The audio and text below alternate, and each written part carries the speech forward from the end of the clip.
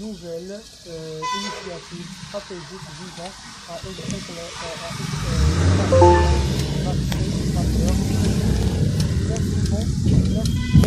enseignement. Donc le chiffre d'affaires de Vivo au premier trimestre a diminué pour $1,5 million.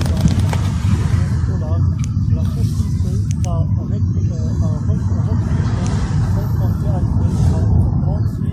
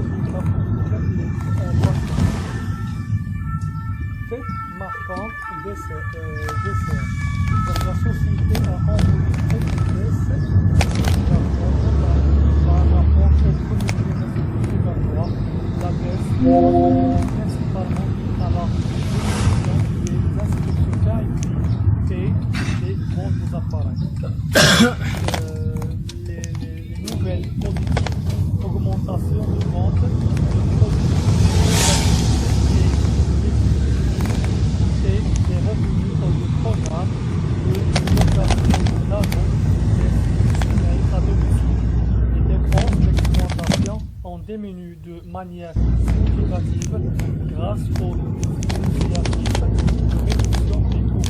Donc l'autorisation de l'FTA pour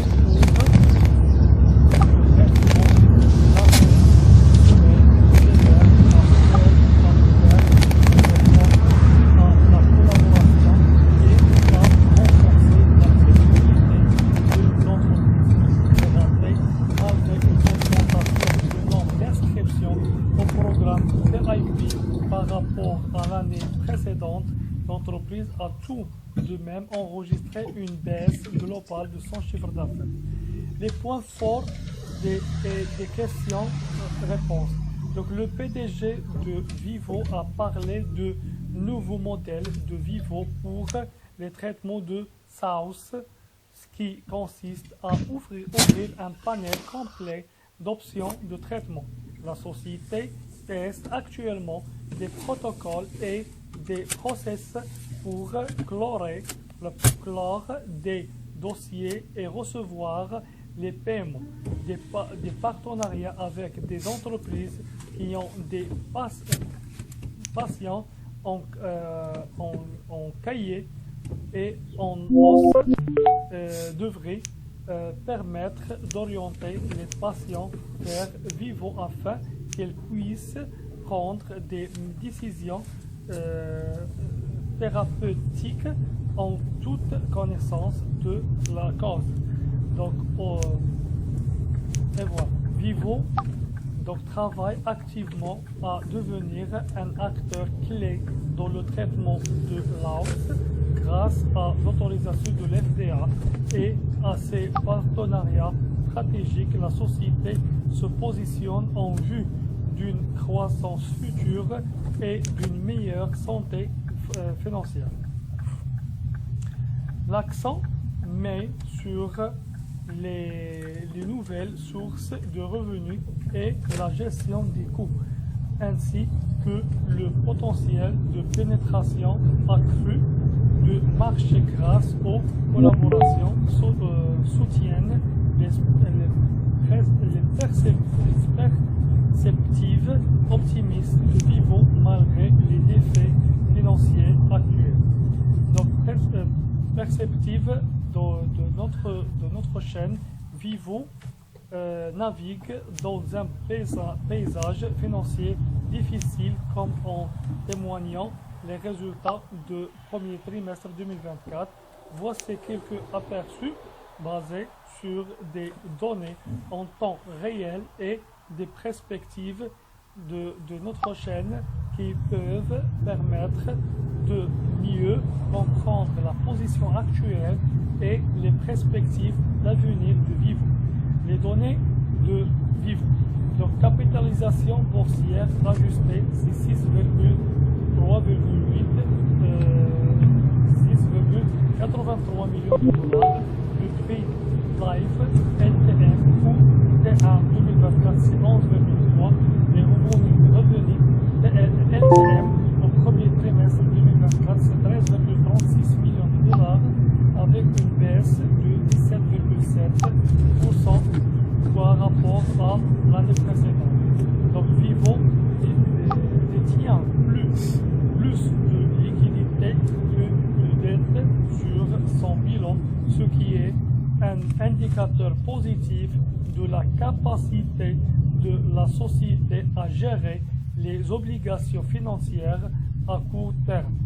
Malgré les efforts de la société pour gérer les coûts et s'orienter vers de nouvelles sources de revenus, les analystes ne s'attendent pas à ce que Vivo soit rentable cette année, ce qui reflète les défis que la société est confrontée pour atteindre ses objectifs financiers. Donc ces mesures et conseils suggèrent que bien que Vivo prenne des mesures pour améliorer sa santé financière, le chemin vers la rentabilité devrait être plus long que prévu. La forte position de trésorerie de la société est un point positif, mais la pression exercée par la baisse de chiffre d'affaires et l'absence de rentabilité prévue cette année ne doit pas être négligée.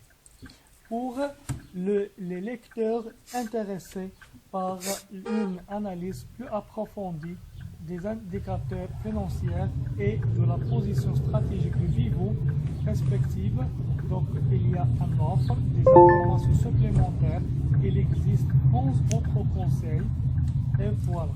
À la fin, je vous souhaite une très bonne journée.